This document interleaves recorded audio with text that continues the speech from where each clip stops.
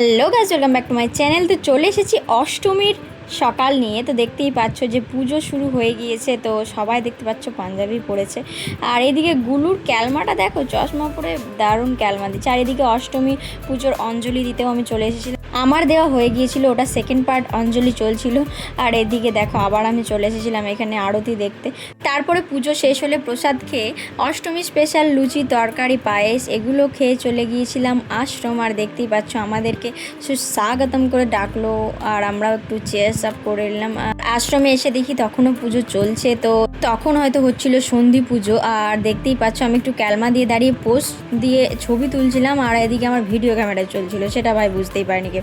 তারপরে আমরা প্রাচীন ঐতিহ্যশালী সেই বাবুর বাড়িতে চলেছিলাম। এখানে সবাই আসে, আর গিয়েই একটা বান্ধবীর সঙ্গে দেখা হয়ে গেল। আর দেখতেই পাচ্ছ মানে প্রায় ধ্বংসাবশেষের দিকে। এটা এখন হেরিটেজ হয়ে গিয়েছে, কিন্তু এখনও সেই প্ল্যানিং মানে শুরু হয়নি। তো দেখতেই পাচ্ছ সেখানে আরতি হচ্ছিল। আর সেখানে গিয়ে এবারের আমরা সন্ধি পুজোটা দেখেছিলাম। তো দেখতেই পাবে তোমরা এরপরে যে 108টা প্রদীপ সেখানে জ্বালানো হয়, আর দেখতেই পেলে। তারপরে মায়ের মুখটা দেখতে অপরূপ সুন্দর লাগছিল। আর এদিকে পুজো শেষ হয়ে দেখতেই পাচ্ছ কতগুলো অষ্টমীর ডালা পড়েছিল। পরে সেখান থেকে প্রণাম করে চলে এলাম বাইরে। আর বাইরে এসেই দেখি ভাইরা জুস খাচ্ছে। তো তাদের একটু ক্লিপ নিলাম। আমি কি সেদিন কিছু খাইনি, যেহেতু খেয়ে গিয়েছিলাম। আর আমার পায়ের অবস্থা দেখছো, ছাল উঠে গিয়েছে নতুন জুতো পরার কারণে। তোমাদেরও কি নতুন জুতো পরার কারণে পায়ে ফোসকা হয়? নিচে কমেন্টে জানাও। আর তোমরা কোথায় কোথায় ঠাকুর দেখলে, আর কি মজা করলে, কে কে পাঞ্জাবি পরলে, কে কে শাড়ি পরলে, নিচে কমেন্টে অবশ্যই জানিও। তারপরে আমরা বাড়ির পথে রওনা দিচ্ছিলাম। আর যেতে যেতে আর একটা মন্দির দেখে নিলাম, আর যেতে যেতে একটু কোল্ড ড্রিঙ্কস খেয়ে নিলাম।